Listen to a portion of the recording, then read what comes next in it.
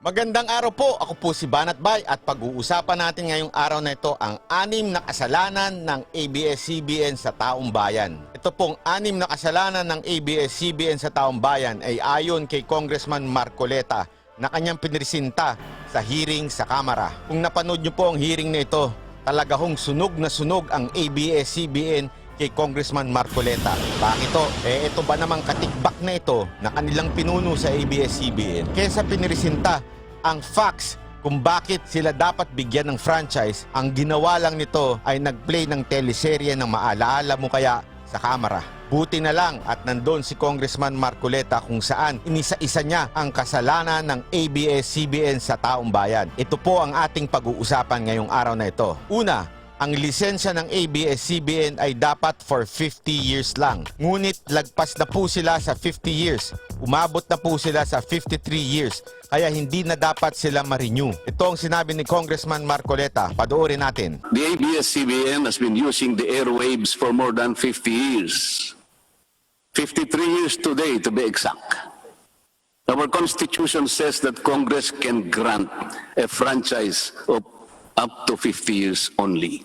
Malinaw na malinaw sa ating batas na 50 years lang ang pwedeng ibigay sa isang network. Lagpas na po ang ABS-CBN dyan. Kaya ang dapat nilang i-apply ay bagong prangkisa at hindi ang renewal. Pangalawang kasalanan ng ABS-CBN, ang kanilang may-ari na si Gabby Lopez ay isang Amerikano. Tama, Amerikano o foreigner ang kanilang dating may-ari ng ABS-CBN noong panahong nirehistro nila ito sa Pilipinas. Sa madaling salita, hindi dapat bigyan sila ng prangkisa noon. Dahil malinaw po sa ating batas na ang foreigner ay hindi pwedeng magmay-ari ng kahit na anong media company. Ito po ang sinabi ni Congressman Marcoleta.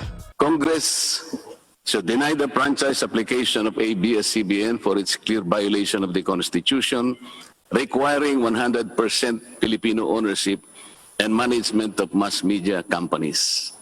ABS-CBN's former president, Mr. Eugenio Gabby Lopez III, was an American citizen when he took the helm of the company in 1986 as director, then president, and then chairman in the later years.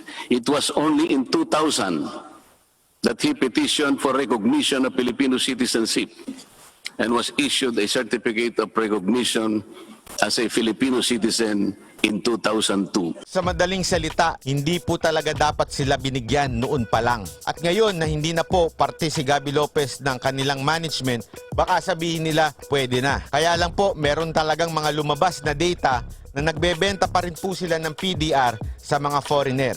In September 1999, the ABS-CBN Holdings Corporation offered 132 million Philippine depositary receipts underlying the 132 million common shares of ABS-CBN. Immediately prior to the closing of the PDR's offering, Lopez Incorporated, the main stockholder of ABS-CBN Corporation, transferred 132 million ABS-CBN shares to ABS-CBN Holding Corporation, its alter ego. With the many rights afforded to the holders of these PDRs, most of whom, if not all, are foreigners, ABS-CBN Corporation virtually allowed these foreign holders beneficial ownership and potential voting rights. Yan po ang kailangan nilang sagutin. Pangatlong kasalanan nila sa taong bayan, ang labor. Hindi po sila tama magtrato sa kanilang empleyado. Kung matatandaan nyo po, in-interview natin ang mga dating empleyado na katulad ni Jordan Lee. Wala po silang natanggap na benefits mula sa management ng ABS-CBN. It committed unfair labor practices, which consequently denied its employees the benefits required by law to be provided to all employees. Aside po sa benefits, hindi rin po sila naging regular employees ng ABS-CBN. Malinaw po yan sa labor code na dapat kung ang ginagawa ng isang empleyado ay ginagawa rin ng isang contractual, dapat itong contractual na ito ay gawin ng regular employee. Ganun po ang nangyari kila Jordan Lee. Kung anong trabaho ng isang regular employee, ganun din ang kanilang ginagawa. Pumapasok din po sila at palipat-lipat sila ng programa. Kung contractual lang sila, dapat sana ay nasa isang programa lang sila. Ngunit ina-assign pa sila kung saan-saan programa at pinapadala kung saan-saan. Sa madaling salita, ang kanilang trabaho ay regular, ngunit ang status nila ay hindi regular. Isang halimbawa po dito ay ang asunto na isinampa ng halos 100 o mahigit sa 100 manggagawa ng ABS-CBN sa National Labor Relations Commission o NLRC dahil sa pagtanggal sa kanila dahil sila raw ay mga talents lamang at hindi mga regular na empleyado. Nanalo po ang mga manggagawa sa NLRC at maging sa Court of Appeals. Yan po ay labag sa ating batas. Isa pang kasinungalingan na laging sinasabi ng management ng ABS at ng kanilang mga artista ay kawawa naman daw ang 11,000 nilang empleyado. Ngunit hindi po totoo yan. Napag-alaman po ni Congressman Marcoleta na 2,661 lang ang regular employees at karamihan na ay puro mga contractual o talent na. Sa madaling salita, kasinungalingan ang sinasabi ng ABS-CBN at talaga ang mga artista nito. 2,661 ang mga regular na empleyado nito. Ang karamihan po o mahigit na 8,500 na kawani ng ABS-CBN ay tinagurian nilang independent contractors or talents, project workers at contractuals lamang kahit na pang-regular na empleyo ang trabaho nila. Pang-apat na kasalanan ng ABS-CBN sa taong bayan, political bias. Ko po mismo, naranasan ko yun, nakita ko yun sa aking mga mata. Kung maaalala ninyo yung sa Hong Kong na rally para sa ating Pangulong Duterte, naandun po ako. Ako po ang kumuha nung trending na videos na yon kung saan sinabi ng ABS-CBN na libo-libo daw ang nagpunta sa rally ni Mar Rojas. Ako po mismo ang nag-video at lumapit dun sa rally na yon. Wala pa ho silang 500. At dun sa rally ni Pangulong Duterte, wala pa ho si Pangulong Duterte doon. Ngunit libo-libo na ang nagpunta. Hindi yan binalita ng ABS-CBN. Bawal po yan dahil naayon po sa Fair Election Act, dapat po pantay-pantay ang coverage po sa mga kandidato. Mantakin mo, libo-libo daw ang tao, wala pang 500. Sino kaya ang teacher nila? Si Leni Robredo at ang class president nila si Kim Chiu. Isa pa, yung commercial na ginawa ni Trillanes na kung saan siniraan si Pangulong Duterte. Gumamit pa ng bata. Bawal po yun. Kilala nyo naman to si Trillanes Nantong Trillanes ito, That ABS-CBN failed to air some of President Duterte's political advertisements during the 2016 campaign period despite receiving the payment for said political ads. Ang masakit po dito kung hindi pa sila pinigilan ng korte sa pamamagitan ng isang TRO ay nakahanda na palang ipalabas ng ABS-CBN na bisperas mismo ng pagtatapos ng campaign period ng 2016 presidential elections. Ang mga anti-Duterte advertisements na binayaran ng isang dating senador. Sinadya ang timing para hindi bigyan ng pagkakataong makasagot pa si Mayor Duterte na noon ay kandidato bilang presidente. Kaya madaming takot na politiko dyan sa ABS-CBN dahil totoong kingmaker ang ABS-CBN pagdating sa politika. Malas na lang talaga nila dahil taong bayan ang namili kay Pangulong Duterte. Kung siguro ang nanalo ay ang kanilang kaalyado, malamang hindi ho masisiwalat ang kasalanan ng ABS-CBN sa taong bayan. Panglimang kasalanan ng ABS-CBN ay ang kanilang paggamit ng multiple channel sa iisang frequency. Bawal po ito na ayon sa ating batas. Ngunit ang palusot nila dahil daw digital ito. Sandali. Kung ganon, di sana pati yung ibang network ganon ang ginawa. Kayo lang ho ang gumawa ng ganyan. At hindi pa ho yan. Yung libre nilang nakuha ay kanilang binebenta sa taong bayan ng pag-subscribe na pinagbabawal daw yan sa ating batas ayon kay Congressman Marcoleta.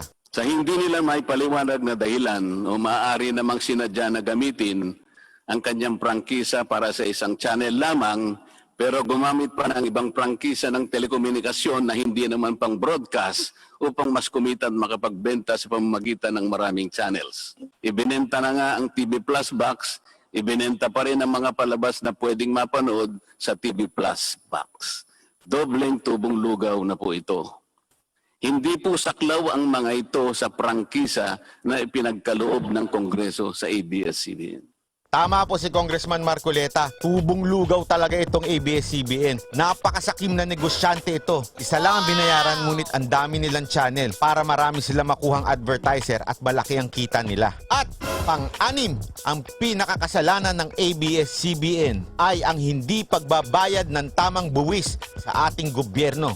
Lagi nilang pinagmamalaki na sila'y namimigay at tumutulong sa mga Pilipino. Yun naman pala, kaya nila nagagawa ito dahil hindi sila nagbabayad ng tax ayon kay Congressman Marcoleta. In 2019, ABS-CBN again did not pay its rightful taxes.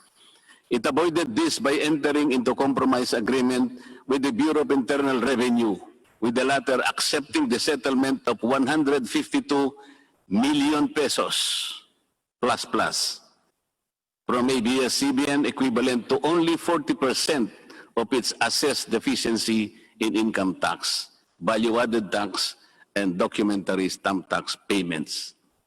But this is only one among the 4 other cases lodged by the BIR at the Court of Tax Appeals, all of which were also settled by compromise.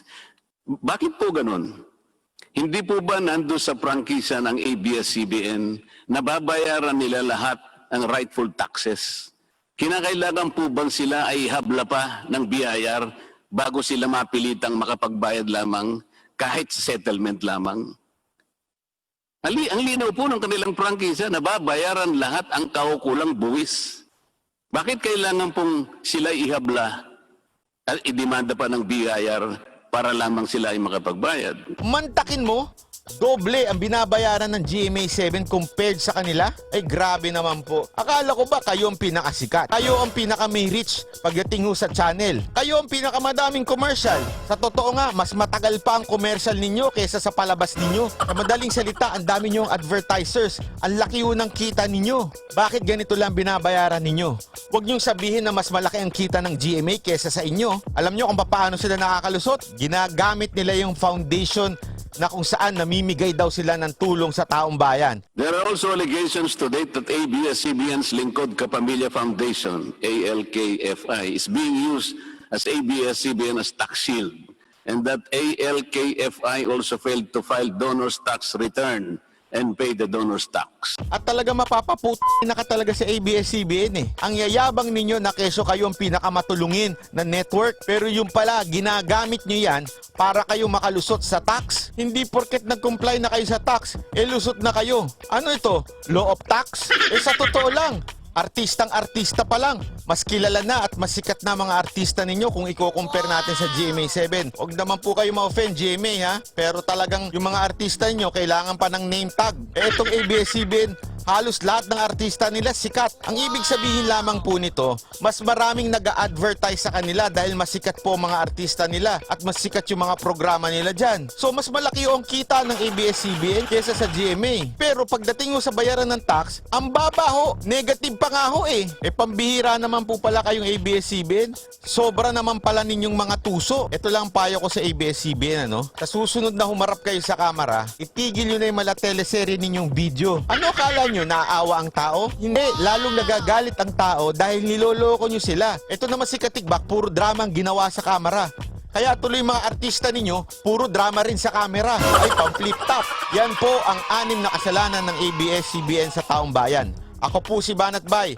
Sana po ay kayo'y mag-subscribe sa aking YouTube at click notification para po kayo'y ma-update sa aking mga live at videos. Marami pong salamat. Tuloy-tuloy natin banatan ng mga salot sa lipunan tulad ng ABS-CBN.